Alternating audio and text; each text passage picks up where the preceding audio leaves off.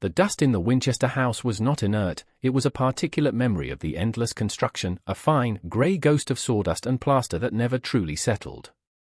For Elias, a historian specializing in architectural oddities, it was the project of a lifetime. For Sarah Winchester, the reclusive widow he was studying, it had been a prison of her own making. Elias had memorized the blueprints, the wild, spiraling plans that seemed to have no logic. He knew of the doors that opened onto two-story drops, the stairs that led to ceilings, the closets that were barely an inch deep. He believed it was the product of a grief-maddened mind, a mind haunted not by ghosts, but by guilt over the blood money that built the Winchester rifle empire. On his third day of solitary research, granted rare overnight access, the house began to teach him its true nature. It started with a door. A beautifully carved mahogany door he had sketched that very afternoon, which now opened not onto a hallway, but a blank, bricked-up wall. Elias chuckled, attributing it to his own fatigue and disorientation. But the chuckle died in his throat when he turned around.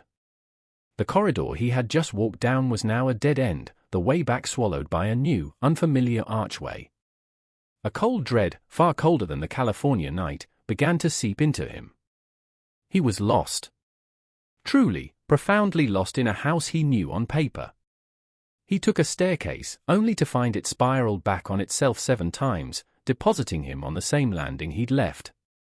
A window he passed looked out onto the moonlit garden, but when he passed its identical twin 3 minutes later, the garden was replaced by the dark, paneled wall of an interior room.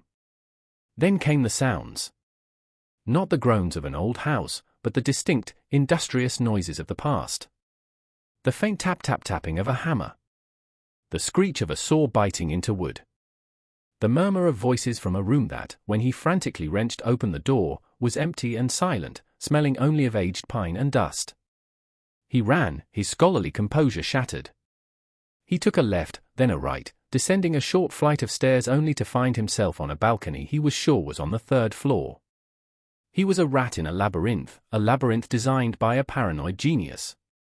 Breathless, he stumbled into a room filled with webs of draped white cloth, the famous séance room. The air was dead here, devoid of sound. In the center of the room was a single, small chair. As if in a trance, he sat. And he understood.